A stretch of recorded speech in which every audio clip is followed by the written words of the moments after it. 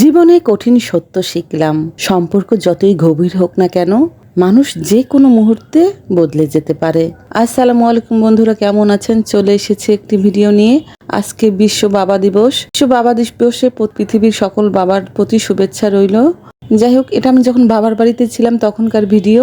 এটা হচ্ছে banana mango. এই আমগুলো এত মজা, কি বলবো। অল্প কিছুই আম হয়েছিল গাছে এবং দেখতেও ভীষণ সুন্দর।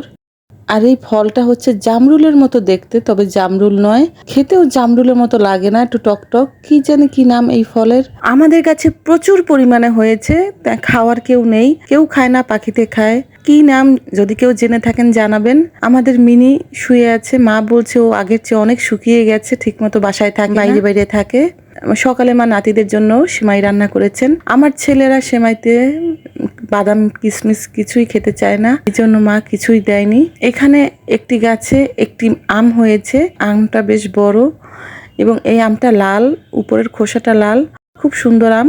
তো বাবা এই আমটা আমার বড় ভাইয়ের জন্য ঢেকে রেখেছে, যেহেতু রাস্তার পাশে আমাদের বাড়ি, যে কোনো মুহূর্তে যে কেউ ছিঁড়ে নিয়ে যেতে পারে। এই জন্য এটাকে খুব সুন্দর করে বেঁধে রেখেছে, যেন কেউ ছেঁড়ার আগে বিবেকে তার বলে যে না, এই আমটা ছেঁড়া যাবে না, যেহেতু বেঁধে রেখেছে। বাড়ি থেকে বাবা ডাব এনেছে, সকালে হাঁটতে গিয়েছিল, আসার সময় বাড়ি থেকে ডাব এনেছে। ডাবগুলো আমাদের গাছের ডাব, ভীষণ মিষ্টি পানি ডাবের। যেহেতু অনেকগুলো ডাব ছিল, অর্ধেক বাবা নিল, অর্ধেক আমি নিয়ে বাসায় রেখে দিলাম। যাই হোক, আমার দুই ছেলে ডাব ভীষণ পছন্দ করে এবং ওদের জন্যই মূলত ডাবটা আনা হয়েছে। মা উপরের দিকে তাকিয়ে বারবার বলছিল গাছে অনেক আম আছে, পাকা আম, বাবাকে পাড়তে বলছিল। কিছুক্ষণ পর বাবা আমগুলো পেড়ে নিয়েছে। এদিকে আমার ছেলেরা নানা বাড়ি আসলে 10টার আগে ঘুম থেকে ওঠে না। আমার মা এসে ওদের ডাকাডাকি করছে। যাই হোক, সকালের নাস্তার জন্য কিছু আগের দিনে তরকারি ছিল, গরম করে নিলাম। আমাদের বাড়িতে গেট, অনেক আগের একটা পুরোনো গেট রয়েছে, এখন নতুন করে একটি গেট দিবে, এই জন্য বাবা আবার আমাদের বাসার পাশেই এইরকম গেট তৈরি করে, তো আমাকে দেখাতে নিয়ে আসলো। কেউ একজন বানিয়েছে, গেটটা পছন্দ হয় কিনা, তাহলে আমরাও ওভাবে বানাবে, এই জন্য আমাকে দেখাতে নিয়ে এসেছে গেটটা কেমন হয়েছে। আমার বড় ছেলে নাস্তা খেতে বসেছে। সে নানা বাড়ি আসলে তার ঘুম, তাকে কেউ ডাকা যাবে না, সে নিজে নিজে ঘুম থেকে উঠবে। যাই হোক, নাস্তা খাচ্ছে। এদিকে বাবা ডাব কাটতে বসেছে। গরমের দিনে ডাব খেলে শান্তি লাগে, তারপর সেটা যদি হয় নিজেদের গাছের ডাব, তাহলে তো কোনো কথাই নেই। খুব কচি ডাব ছিল, শুধুমাত্র পানি ছিল, ভিতরে কিছু হয়নি। আমার ছোট ছেলে আবার ভিতরে নারিকেল হলে পছন্দ করে। ডাব কাটতে বসলেই সে চামচ নিয়ে বসে, চামচ দিয়ে উঠিয়ে উঠিয়ে খাবে, কিন্তু এই ডাবটার ভিতরে কিছুই হয়নি চামচ দিয়ে খাওয়ার মতো। করার মাহি তারপর চেষ্টা করছে, দেখে কিছু হয়েছে কিনা, কিছুই হয়নি। তবে এটা বানিয়ে খেতে খুব ভালো লাগে, মরিচ লবণ তেঁতুল দিয়ে বানিয়ে খেতে খুব ভালো লাগে। মা বানিয়েছিলেন দুপুরবেলা, কিন্তু সেটার ভিডিও করা হয়নি, যেহেতু মাহি খেতে চেয়েছে। এটাকে মোহা বলে আমাদের এলাকায়, মোহা বানানো।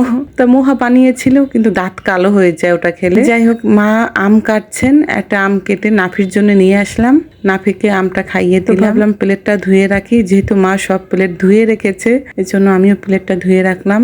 দুপুরে রান্নার আয়োজন, আজকে রান্না করা হবে গরুর মাংস, করলা ভাজা, চিংড়ি মাছ ভুনা আর পাতলা ডাল। যাই হোক, এখানে মা মাংস সব মশলা দিয়ে কষিয়ে নিচ্ছেন। গরুর মাংস রান্না করা আমার কাছে সহজ মনে হয়, সব মশলাপাতি দিয়ে কষিয়ে ঝোল দিয়ে ঢেকে রাখলেই হয়ে যায়, ভালোই লাগে। মাংস রান্নাটা চমৎকার হয়েছিল।